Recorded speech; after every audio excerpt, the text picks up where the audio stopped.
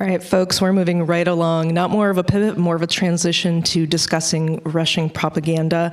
I'm happy to introduce Brian Whitmore for this, who will be moderating this panel. Brian is a non-resident senior fellow at the Atlantic Council's Eurasia Center and a professor at the UT Arlington. He's also the founder and author of the Power Vertical blog and host of the Power Vertical podcast, which focuses on Russian affairs. So whenever we have our moderator and panelists ready to go, take it away. Okay, good afternoon, everybody. My name is Brian Whitmore. I'll be moderating this panel. And with me is Daniel Galperovich, who is a correspondent with Voice of America, previously a correspondent for my colleague at Radio Free Europe, Radio Liberty, and prior to that, a presenter and a correspondent at the BBC's Russian service. And Danila informed me this week that we actually met for the first time back in the spring of 1996. We're both showing our age here. We were both correspondents at that time covering the St. Petersburg mayoral election. When Anatoly Sobchak lost his bid for re-election, that election turned out to be very, very consequential because Anatoly Sobchak's deputy was this obscure figure who some of you may have heard of, named Vladimir Putin. And after Mr. Putin's boss lost that election, Mr. Putin went to Moscow, and the rest, of course, is history. That was 27 years ago, so we're just, for those of you who are counting. This panel is on piercing the armor of Russian propaganda. And I gave a lot of thought to how to frame this. And I want to start out just by throwing out 3 problems I see in combating not just Russian disinformation, but anybody's disinformation. And then 4 battlegrounds where I see this playing out. The first problem is the problem of traditional journalism. And pardon my French, but as somebody who worked as a journalist for a long time, traditional journalism has a really hard time dealing with bullshit. Right? It really does. When one side is lying constantly, and putting out disinformation constantly. And yet your job as a journalist, or at least you think your job as a journalist, is to tell both sides of the story. Well, this creates a problem in terms of this. And it made me kind of really rethink the way I approached journalism when I was practicing it. And it caused me to rethink how I approach journalism when I'm no longer practicing and more of a consumer of it. So that's the first problem. The second problem is the problem of whack-a-mole. When one side is putting out so much disinformation and we get into the business of debunking, we're playing this game of whack-a-mole that you could never, ever, ever win. And one of the things I always impressed on my reporters when I was an editor and when I was a reporter myself is that we need to be focusing on meta-narratives and not on micro-narratives, not playing this game of whack-a-mole, but identifying the meta-narratives that your adversary is putting out there and debunking those. So that's the second issue. The third issue is the problem of an ecosystem. Disinformation and propaganda doesn't operate in a vacuum. It operates in an ecosystem. Russian disinformation and propaganda operates in something I call Putin's dark ecosystem. Putin's dark ecosystem is a world in which corruption is weaponized and used as an instrument of statecraft. It's a world in which organized crime is weaponized and used as an instrument of statecraft. It's a world in which polarization and low public trust is encouraged in target countries. And in order to combat disinformation and propaganda, you have to deal with the whole ecosystem, not just one aspect of it. So these are the 3 kind of problem areas, Danila, that I wanted to kind of throw out there in order to frame this. But what I want to do with you is look at 4 battlefields. Inside Russia, in the former Soviet space, in, for lack of a better term, the global West, and the global South. So let's start, Danila, with inside Russia. I know you have a lot of thoughts on this, and your primary audience is inside Russia. So let's start with that, and then we'll move through the other 3, and then throw it open for questions. Brian, thank you very much indeed. Sincerely, I believe that we have 45 minutes sprint, and you just promised to our audience some sort of a marathon. We can do it. Come on, we're pros. But anyway, yes, you're absolutely right that I would start with the propaganda inside Russia, because when I was kind of coming up with the name of this panel, Piercing the Armor of Russian Propaganda, then I myself found a controversy in this name, like how how can you pierce the something which is a structure of a jellyfish, because Russian propaganda is very flexible, it exists for years, for decades, but at the same time it is logical, because Russian authorities, first what they did, they started to build an armor around the brains of average Russians. So the truthful information, the information which is even you questioning the way to balance the information, but even balanced information is very difficult to penetrate this armor, because it's already stuffed with propaganda. It's already brainwashed. The thing is that I just should remind that from his first days, Mr. Putin started to propagandize Russian population. I mean, when second war in Chechnya started, in difference with Yeltsin times, they organized the special so-called Russian Information Center, and for all Russian media was an obligation to rebroadcast what this Russian Information Center is saying about war in Chechnya, that it is a special counter-terrorist operation, that every terrorist in the world are now in our northern Caucasus trying to destabilize Chechnya and Dagestan and everything. And the channel which didn't agree to do that, the NTV channel, was disbanded in the first year of Putin's presidency, and it's been really in operation. You probably remember the time when Putin was like meeting face to face with NTV correspondents, denied that it's his initiative, and later we learned that yes, it was his initiative. And I remember the arrest of Vladimir Gusinsky, the owner of and the arrest of Vladimir Gusinsky. And so Russia was building almost immediately a propaganda machine inside the country for the people, like, for example, initiating disbelief in local elections, when Putin started to say that local elections of regional governors is not something which is good, or like the formation of upper house of Russian parliament, which was at that time representing actually the president and the head of legislative organ of the republic. It's not also good, and so on. Then he portrayed every critic of Kremlin, like Berezovsky, who became a Kremlin critic around 2002, as an enemy of the state. And only in 2005, Kremlin came up with the idea of Russia today.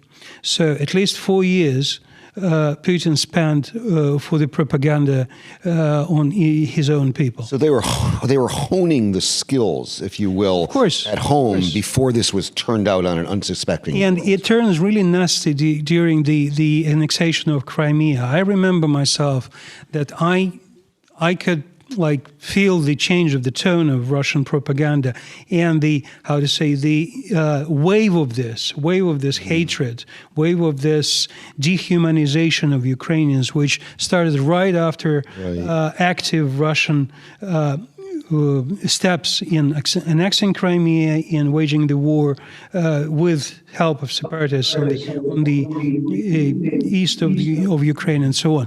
So this is you should imagine that. Is it me? So we should imagine that the propaganda, role of the propaganda, especially in this war of Russia against Ukraine, is huge. I remember it was a year ago when I spoke with the chairman of the National Union of Journalists of Ukraine, Sergei Tomilenko, And a year ago, he said that Russian propaganda activists like Solovyov, like Simonyan, they should be under the same tribunal as Russian war criminals, because 8 years since 2014, they were dehumanizing Ukrainians. So Russian society indeed was somehow prepared for this war because of this 8 years of propaganda, at least. Now, I see several watersheds in terms of the domestic progression of this, and then the movement of it first into the former Soviet space and then farther west. You mentioned the arrest of Vladimir Gusinsky, the takeover of NTV. That was a watershed. The arrest of Mikhail Khodorkovsky in October of 2003, and then the Beslan massacre in 2004, Danila, which led to the elimination of the free election of governors in the Russian regions. Yes. And now you're shifting into the former Soviet space, and before we had the Ukrainian fascists, we had the Georgian genocide. Right? If you remember back to the war, and this is when I noticed something very different going on. But even before that, we had Estonia with so-called bronze soldier. Yes. We had actually an attack to Estonian cyberspace. And I just recently spoke with former Estonian president Thomas Hendrik Ilves, who remembered that at that time, the attack to Estonian cyberspace was not taken seriously by anyone. And all warriors of Baltic states were not registered, as he said. So, I mean, every time there were enemies outside, and every time, at least since 2007, at least from famous Putin's Munich speech, was the the propaganda of foreign enemies which are preventing Russia to develop and all that stuff. Well, when I noticed just something really crazy and over the top starting to go on, I got to remember to speak into the microphone, as I was reminded to. Was 2008 when the invasion of Georgia took place, and they were accusing Mikhail Saakashvili of committing genocide. Now, reasonable people can have reasonable disagreements about the former president of the Republic of Georgia, but we can all agree that Georgia was not committing genocide. But this was being blared out on Russian television, both domestically and abroad, and on Russia Today. I mean, in fact, I remember the big behind the anchors. There was this big sign that said in giant letters "genocide," and I remember watching this and saying, "My God, something's changed." But also, I remember absolutely different experience that at that time, you remember that before that, there were a huge campaign against Georgian inside Russia. And there was also a solidarity campaign when Russians, some of them at least, carrying the pins with I am Georgian. Yeah. And this was the first attempt, at least it was in the middle of 2000s. And at that time, it was an attempt of Russian civic society to counter Russian propaganda, which we don't see in this scale with the Ukrainian war. So we need to understand the results of this propaganda and how to change this result, because as I believe, everything what could influence the war in Ukraine now should go from the inside of Russia as well. Yeah, and this shows me that Russian civil society is in a very different place it is now than it was in 2008, of course, right? There's much more fear. People are, the propaganda has gotten much more stronger and much more effective domestically. There are fewer sources of alternative information in Russia right now. We don't have Dosh TV anymore. We don't have Echo Moskvy anymore. We don't have Novaya Gazeta anymore. So we're missing a lot of the only alternative sources of information are folks like you at VOA and my former colleagues at RFE. But these are easy to discredit from Putin's perspective because these are foreigners, right? Or at least can be portrayed as foreigners or foreign agents.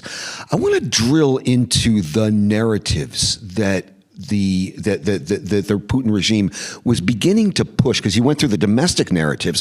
What were some of the narratives that the Putin regime began to push in the former Soviet space in places like Ukraine and Georgia at this time? You mean now, or starting when we began to see this campaign move into the former Soviet states? We saw the kind of the tools kind of honed and the knives sharpened domestically. Then they were turned on the former Soviet space and later on the West. And I want to get to the West in a moment.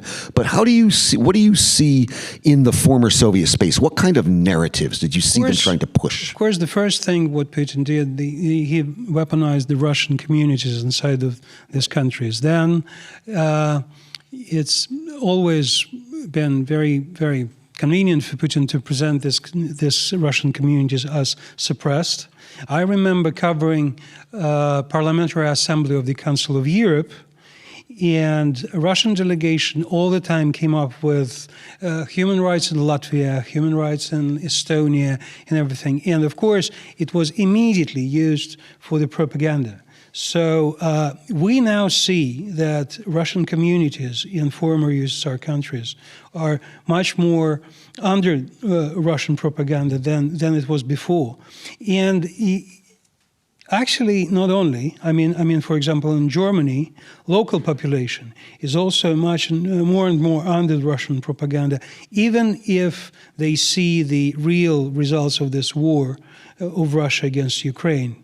Just recently, I saw that belief amongst Germans that Putin is fighting world elite is just risen from 12% to 18%. So as previous panelists said, and I agree with that, Russia is not losing information war now and propaganda war now.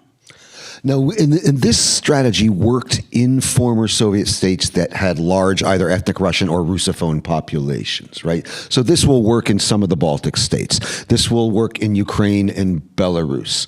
But then when in countries that didn't have large ethnic Russian populations or even moderate ethnic Russian populations, they switched to another tactic. They started to focus on more social and cultural issues, if you will. It was at this time when we began to see a country like Georgia, for example, pro-Western, wants to join NATO, wants to join Europe, but at the same time, a deeply religious Orthodox Christian country where parts of the population were uneasy with things like LGBTQ rights and things like feminism. So did you see a shift into using these social cultural wedge issues in parts of the former Soviet Union? Very much. I mean, I just remind to you that Russia created this Russian World Foundation also in the middle of 2000s. And one of the roles of this Russian World Foundation in these countries was to support so-called traditional values. So the defenders of these values could see Russian, even official structures like Россотрудничество, which is Russian Committee for Cooperation in former USSR countries, as an ally.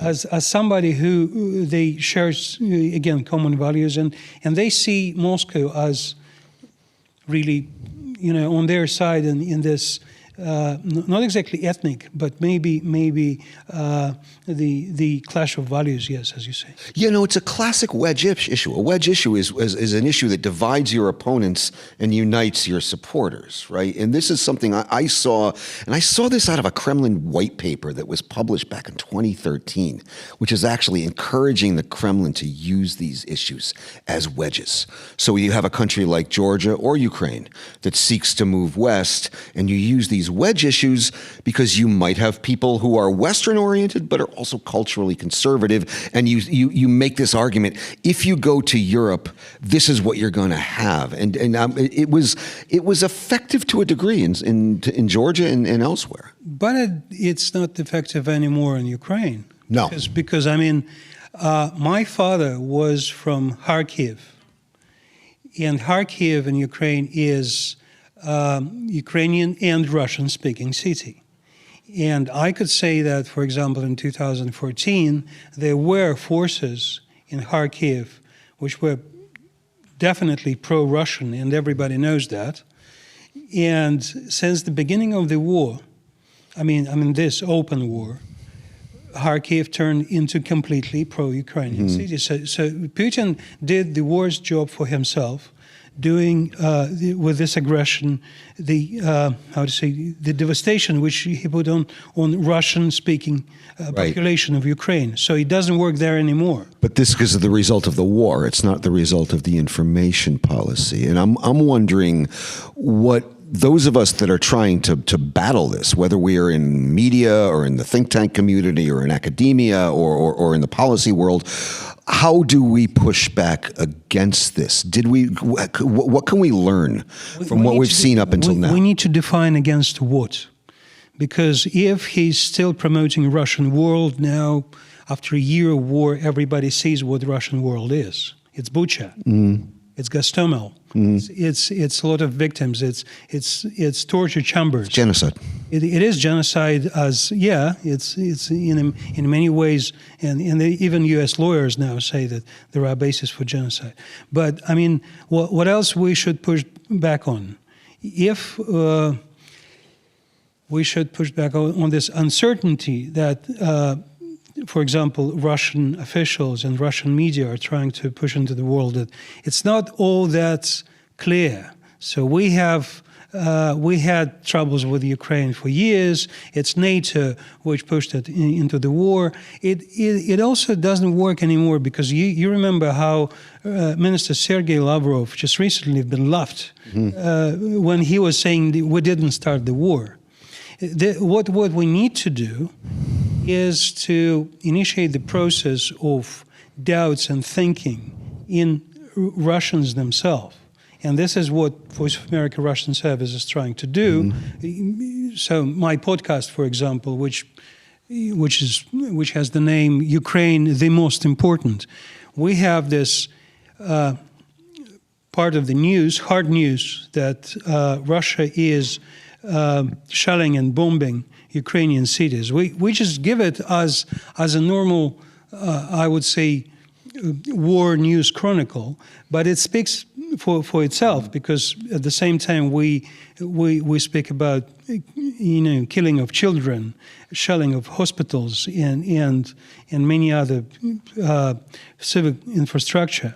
So it works somehow, and then we debunk some of Russian propaganda when they say, for example, if they say that Russian economy is still working, we give an examples, just pure examples. How many companies left Russia, how many organizations stopped working with Russia, and so on, and that it's really costly for Russian budget. So I think it works. And if you ask about the ways how we push back, giving the factual information and debunking some most, explicit narratives of Russian propaganda, it should work. You were worried about the sprint and the marathon, and we're sprinting right along in this marathon, Danila. We've gotten through two of the kind of 4 points I wanted to get through. But before I move on, I kind of want to put you on the spot about this piece about inside Russia and the former Soviet Union. Two distinctive things, but you're working in an area that broadcasts to these two places primarily, right? What should we be doing that we aren't doing? What should we be doing differently than the way we're doing it now? What advice, if you were in charge of U.S. international broadcasting, what would you say? What should we be doing? I would recall the name, which is for many is controversial, still controversial, although he's a political prisoner and he is in jail for more than a year and so on, more than 2 years. We need to do more work like Navalny does, like Alexei Navalny does. I mean, we need to expose how Russian elite is making money on this war. We need to expose how Russian military officials not informing their families about the conditions and everything. We need to inform Russian public. So the taxes they pay are coming to this rockets and everything which are shelling Ukrainian civic infrastructure and so on. I think we should do exactly this. So that's inside of Russia. Be more like Navalny. Basically hit them in their weak spot, expose them for what they are, with humor. Because Navalny is really good I at completely this. agree with previous panelists when Dr. Stradner said that we should produce much more memes. Just please, every day. No, humor is very, very effective. I mean, I'm a big fan of course, of NAFTA, but I'm also a big fan of Darth Putin KGB and Soviet Sergei and all of these Twitter feeds that are extraordinarily effective. And I think we all need to get a bit more aggressive and a bit more kind of thinking outside of the box in the way we're doing this, not being afraid to be unconventional and to use humor. Which probably means creating the teams of creative people working specifically on that. Because I do remember, and tomorrow we will speak about the DJ who brought down the USSR, and Seva Novgorodtsev, the legendary DJ of the BBC, he did it with such a humor.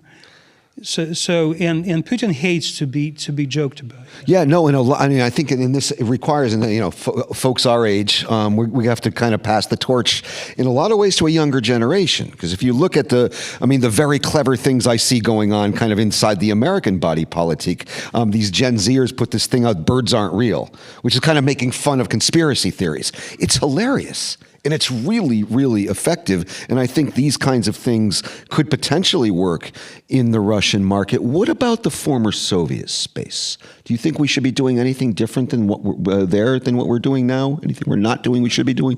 Well, I should say that Soviet space is now scared enough of Russia, because I see what Kazakhstan is doing. For example, Kazakhstan was always pro-Russian country. I mean, Nazarbayev, he had his own agenda, but he was friend of Yeltsin and Putin. And the president now, Kassym-Jomart Tokayev, is trying to crawl out of Russia in all ways. Even though Putin saved his bacon by sending those CSTO troops there. Yes, and this is also, that was funny when Putin was tried to kind of gather them again, presenting them with rings. You remember that the Commonwealth, he gathered this unofficial Commonwealth of Independent States summit in St. Petersburg, and he gave them rings. I wonder if Kassym-Jomart Tokayev will wear it. Wear this ring. Yeah. No, one thing I'm noticing, Danila, is I see Russian influence waning in many different places. Georgia just withdrew the foreign agent law that was modeled on the Russian law. And incidentally, I don't know if you saw, but the Russian Foreign Ministry had a tweet warning the Georgians, remember what happened to Ukraine. They practically threatened in public to invade Georgia again, right? That's not going to help their cause. Armenia is distancing itself from Russia. Because Russia did not help Armenia when they were attacked by Azerbaijan. Moldova is moving rapidly toward the West under Maya Sandu's very competent which is completely no surprise, because in the very beginning, like two years ago, Moldovan government was more or less prepared to speak with Russians, and in response, Russian propaganda and Russian politicians started to start the actually almost violent clashes in Moldova and demonstrations and so on. That's what I wanted to say, that Russian officials now working successfully against Russian interests in propaganda field as well. Because, for example, when you say that Russians threaten Georgians and threaten Armenians, this is exactly what they did with Kazakhstan, Kazakhstan and Moldova, and they got a very harsh response from Kazakh Foreign Ministry saying that don't tell us what to do. So you kind of see Russia kind of back on its heels in a lot of the former Soviet space. How should our information policy deal with this now? What's the message in order to, because the Russian propaganda is not going to stop in those places, and how do we push our advantage now? I think it's a lot what depends from U.S. diplomacy, because these countries, former Soviet countries, should not be just left behind, forgotten, and everything. That U.S. hard diplomacy should work more with Kazakhstan, with all this, with Turkmenistan, for example, with Tajikistan, to reduce Russian influence. Although, as I said, Russia reduced its own influence seriously by this war. But also in the matter of media, we should again have we have to expose Russian crimes, Russian intentions towards these countries in our broadcast. So I think we need much more efforts in this former Soviet space too now. No, I'm watching the clock very closely. I remember back from our days at RFE, they told us the clock is our friend. I've been watching it closely because it is my friend. We got 15 minutes left, and I do want to leave time for questions because I think there's going to be a lot of questions for you, Danila. But two things I wanted to touch on before we do this: Russian propaganda in the West and Russian propaganda in the global South. Any thoughts on either of those or both of them? Russian propaganda in the West is unfortunately more or less successful. We can see how Russians propaganda is playing on controversies in American society, as I mentioned, in Germany. And I think that there should be a combination of hard measures like direct ban of RT, because RT was caught of spreading lies and disinformation. You know what British government, for example, did against RT. And together to counter its propaganda with the facts and with probably something which previous panelists suggested, that, be more sophisticated in our approach to their propaganda, to expose it with not only directly with truth and facts, but also with the reminder of Russia's own failures. For example, I give you in the latest edition of Russian foreign policy doctrine, it is almost no mentioning of NATO. Why? Because Putin just failed with the expansion of NATO, and Finland joined the NATO, and border just doubled. So they don't want to use word NATO anymore. They use Anglo-Saxon. They use sphere of influence of United States and so on. They don't want to threat Russian people with NATO expansion. It's already here. So that's how we should do. I mean, just to remind Russians and non-Russians that yes, what Putin had, what he had coming with NATO, for example, and to repeat it in many other areas like economy, like relations with neighboring countries, and real intentions and so on. That's what we should do. Now, when I look at the kind of the U.S. political spectrum and the success or lack thereof of Russian propaganda, the way I always describe it, and we're in Texas, so we can use a football metaphor here. I think we're right next to the UT football stadium, apparently. The area between the 20-yard lines is fine, right? When we look at support for Ukraine, the area between the 20-yard lines is okay. There's problems in the red zone, if you will. Because on the extremes of the left and the right, you have problems. Putin's message, which kind of is faux social conservatism, because I don't believe he believes in this at all, appeals to the right. And his anti-imperialist message, which is laughable for anybody that knows anything about Russia, but it does appeal to some naive elements on the left, right? So this is like where we're at. And as long as it stays like that, I think we're okay. I mean, this is what I tell my Ukrainian friends, at least. As long as it stays, as long as that area between the 20-yard lines, I'd like it to see between the 10-yard lines. That would be my. But do you have any thoughts on that? It's a question, actually, because if we, again, and I want to mention Germany, if we will have alternative for Germany, having more and more space in German politics. And Der Linke. Yes. Because you have, again, it's very similar. Very similar. Then, of course, the expansion of Putin propaganda and Putin points of view will be more palpable. Right. I mean, so first, of course, probably media and government and these 10 years, as you say, should, or 20, should make more efforts to counter the propaganda from that, extremes, because they're already full of Putin's narratives. Right. So, when we fight them, we fight Putin inevitably. Right. No, I mean, there is work we need to do on both the far left and the far right to kind of counter these narratives. They're different narratives. They're actually contradictory narratives, but that doesn't matter to Putin. Contradictory narratives never matter. We've got 10 minutes to go. Just last thoughts on the Global South. I know it deserves more time than this, but we got a lot of work to do in the Global South, I'll tell you that much, because I think this is where the Russian narratives are the most successful by far. This is very difficult because, for example, what I see is that Western countries, for now, they don't have strategy for Africa. Right. And Putin does. He will convene a second Russia-Africa summit. At least he has plans for it next year.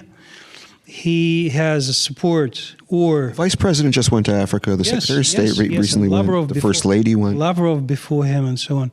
I mean, yes, from here, but Lavrov was very active in sub-Saharan Africa and so on. And we see the operation of Wagner Group there, which are together military and propaganda operations. And I think United States and Western allies should come up with a strategy. An information strategy towards African countries should be a big part of it. Okay. All right, thank you, Danila. We have 8 minutes and 43 seconds to go, and I'm going to open it up for questions now because I'm sure there's a lot of questions for you out here, or maybe not. Did I stop too soon? Yes, I see back in the back there, and I see over here. I see. Okay, 1, 2, 3. So I got 3 questions. That's good. Hi, good afternoon, and thank you so much for being with us here. I was wondering, we've talked a lot about getting the Western and specifically the American narrative to Russian audiences, but given the difficulty at which the current information climate is for Russians living in Russia, with so many social media companies blocked that I think Americans would traditionally use, Instagram, Facebook, Twitter, what instruments does the U.S. government have at its disposal to actually, or what mediums, I should say, can we use and are we not using to get those messages over to Russian citizens themselves? That's a great question. There was a time when it was blue jeans and jazz and rock and roll did the trick, but that doesn't do the trick anymore. Yeah, my podcast is usually ended with, please subscribe to us on Google and Apple platform. And also you can listen to us on the website of the Voice of America. But yes, the website of the Voice of America Russian service is blocked in Russia. The thing is that a lot of Russians use VPN now to get the information. And what we really need is the motivation for them more and more to use it. Because information, you cannot block it completely, but you need to create a motivation in Russian population to have it, and that's what I think the main goal for us. Oh, it's a tricky question. We got 2 more over here. This gentleman here and this lady up here. Yeah. Hi, Jess Dawson from the Army Cyber Institute. You brought up a point earlier that I thought was a really critical one, and I wondered if you could go back to it a little bit. You mentioned that Putin has set himself up as, this vanguard of the West, of traditional values, and we're seeing a lot of this idea of men's supremacy and the incels and all of that really gaining traction in the younger generation here in the United States. How do we push back on this idea that is a very powerful idea for men who feel like they're being left behind? That is really a lot of the allure, I think. And I don't know that we're doing a good enough job to push back on that. Yeah, no, Putin has kind of become the global spokesperson for toxic masculinity. I mean, the way it was once put by my good friend Peter Pomerantsev is he's turned himself into the Che Guevara of the global far right. How do you, but this question about like men who feel like they're being left behind and Putin turning himself into this champion of masculinity, do you have any thoughts on that? I think that he is not exactly successful now in positioning himself because he's losing this role, because he's losing first, and because everyone who would expose his personal affairs would understand that he is not exactly the model for either family values or whatever is around family values. Yes, again, he is attractive for many because the superficial level of this propaganda presents him as a macho and so on. But one level deeper, in the end, you see it. We just need to expose it more. and doing well. Matthew Orr, Eurasia analyst at RAIN. So Brian asked you what could places like VOA be doing differently, and you said we need to be more like Navalny, and I thought that was an absolutely fascinating idea. So I'd like you to say more about that, and I guess specifically, what are the obstructions to that? I mean, my kind of response was, what's stopping you? What are the difficulties? Is it what are the obstacles that would obstruct you from being able to do that or do it earlier? I can tell you my personal obstacles. I've been working as a VOA correspondent for Russian service until October of 2017, when Russian government labeled us as a foreign agents, and foreign agents in Russia means you're a spy. So I've been tipped by a friend of mine that I should think of leaving the country because they could take my red Russian passport, because I'm still Russian citizen, and first make me a suspect and then a scapegoat. So the problem is with reporting from inside Russia. But still, we have a lot of independent Russian media which actually does the job. I mean, Medusa, for example, and investigative journalism, despite everything, is flourishing now. The thing is, as Navalny's experience shows, and as independent media experience shows, it does not necessarily move Russian public completely from the war. But why I concentrated about mentioning Navalny, that Navalny exposed all these controversies inside the Russian society, which should influence the mindset of ordinary Russian, which should start themselves questioning the reality, because until they question the reality, everything will stay the same. Yeah, no, and I would add to that what Navalny does. I mean, he hits them in their weakest spot, but he does it in such an engaging, funny way. Nothing actually prevents us to do so. I mean, for example, now Russian officials are, blaming Ukraine for neo-Nazi things. So, like about 4 or 5 years ago, I published an article proving that neo-Nazis in the United States had connections with Russian Slavic corps in Russia, and then the State Department actually sanctioned this organization. So I mean, we still can do this investigative job. We still can do it. We just need to concentrate more on what is important for Russians themselves, as Navalny does. The last question goes to the distinguished gentleman from the great state of California via Scotland. Thank you.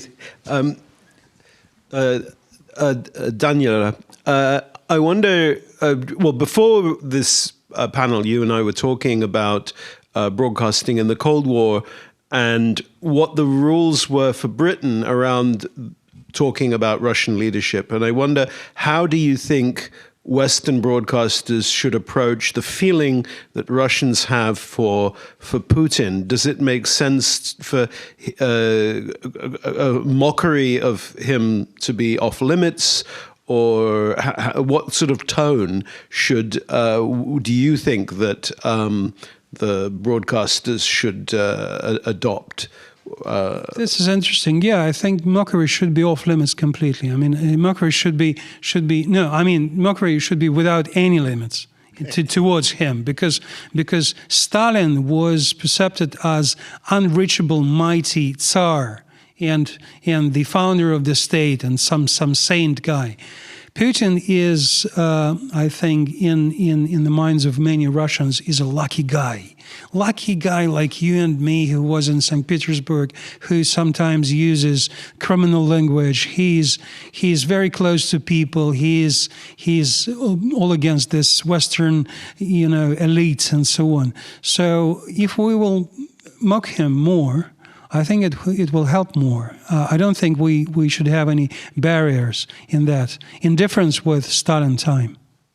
I love that we're wrapping it up on mocking Putin. That is absolutely beautiful. Give it up for Danila. I thought this was a lot of fun. Thank you very much.